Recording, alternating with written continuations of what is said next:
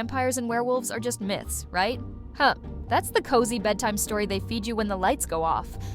But what if I told you those creatures might be more than folklore, not just monsters from old scared kids books, but real predators hiding in the shadows of human history? You ready to dig into that? Good, let's go. Across continents and centuries, from the Balkans to Germany, from Latin America to Asia, humans have told two kinds of terrifying stories: the pale figure who drinks blood, and the beast who transforms under the moon. Vampires and werewolves. And here's the kicker: every civilization seems to have both, separated by oceans, by language, by time, yet these two monsters persist. Coincidence? I don't think so. Maybe myths aren't made up. Maybe they're memories of something we're not supposed to remember. Let's follow the trail. Think about what the stories say. Vampires, humanoid, pale, undead-ish, often connected to death, disease, drinking blood. Werewolves, savage, animalistic, linked to the moon, rage, transformation, hunting. In the folklore of Eastern Europe, you often find villages where villagers believed both vampires and werewolves haunted at the same time. In Germany's Rhineland in the 1500s, people claimed beasts that looked like wolves and creatures that looked human but acted like predators. Why? Because these aren't just fairy tales. They may reflect real patterns. Predators who cross the boundary between human and animal, civilized and wild. And here's something to chew on. When you trace the vampire legends and you trace the werewolf legends, they intersect. They're not two separate lanes. They sometimes merge. Maybe they're two faces of the same ancient threat. Real cases. Not just stories. Let's get real. Two heavily documented cases.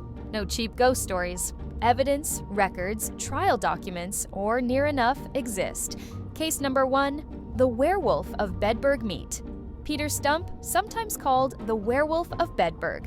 In 1589, in the Rhineland, he was accused of being a werewolf, a serial killer, a cannibal, a man in league with the devil.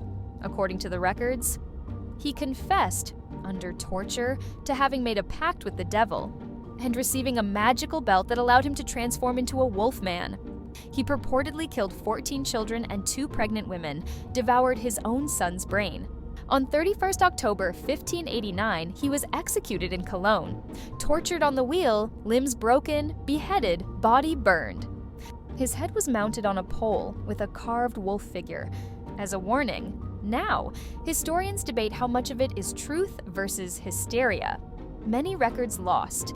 The core sources are pamphlets and broadsheets. But what matters here isn't just was it real, it's that people believed it fiercely, documented it fearfully, and punished it as if it were real, which suggests something in the culture, something real, was giving rise to these stories. Case number 2, the vampire of Croglin Grange in the English countryside in Cumberland.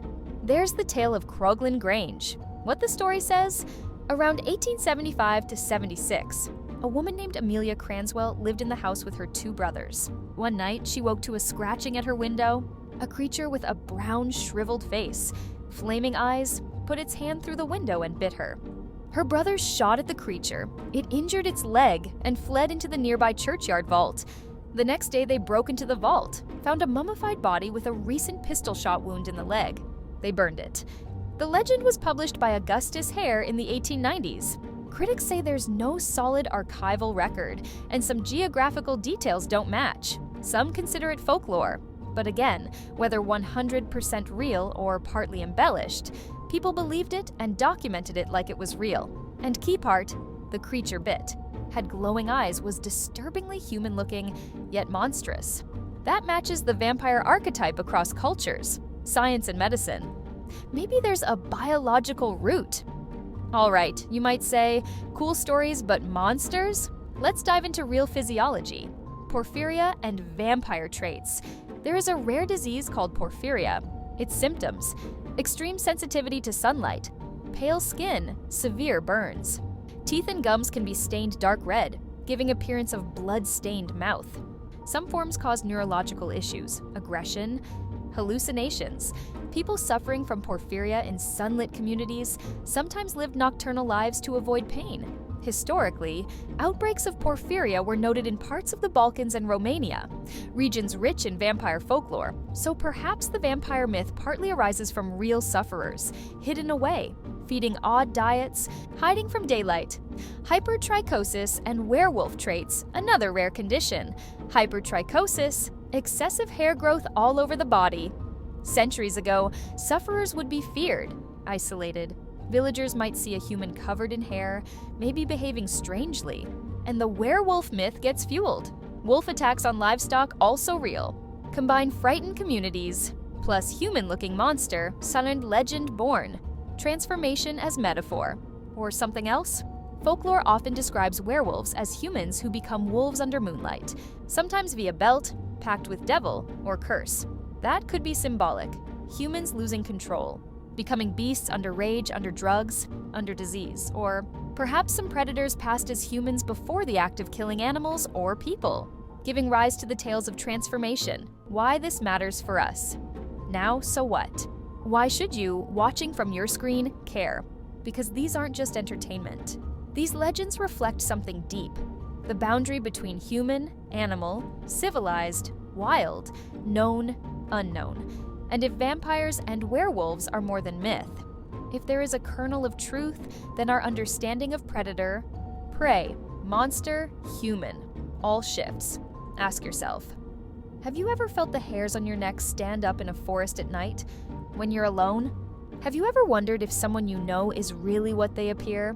Because if the legends persist, maybe the predators persist too. And if the stories are built from real human experiences, then they carry real warnings. Villagers in Bedburg didn't joke about the werewolf. They executed him publicly. Croglin villagers didn't shrug it off. They burned the body. Societies decided these threats were real, so maybe we, in our modern world, should take them seriously too. The intersection. Vampires and werewolves.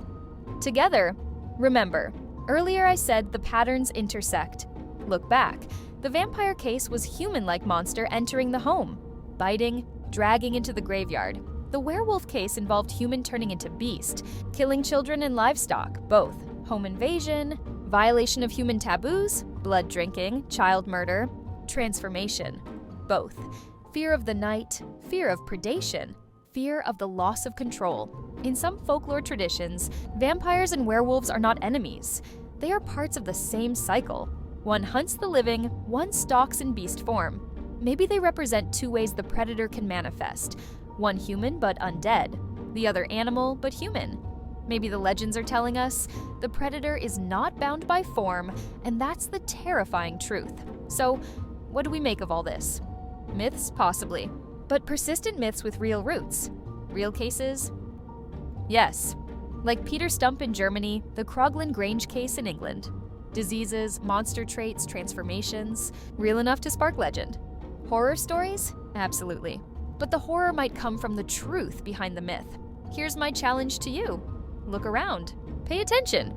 When you hear scratching at the window in the dead of night, when you hear of something weird in the woods, a creature that disappears too fast to be animal, don't dismiss it immediately as just folklore, because maybe you're closer to the legend than you realize. So, after everything we've seen tonight, the cases, the medical clues, the patterns repeating across cultures, one thing feels clear: myths don't survive thousands of years unless there's something real hiding underneath.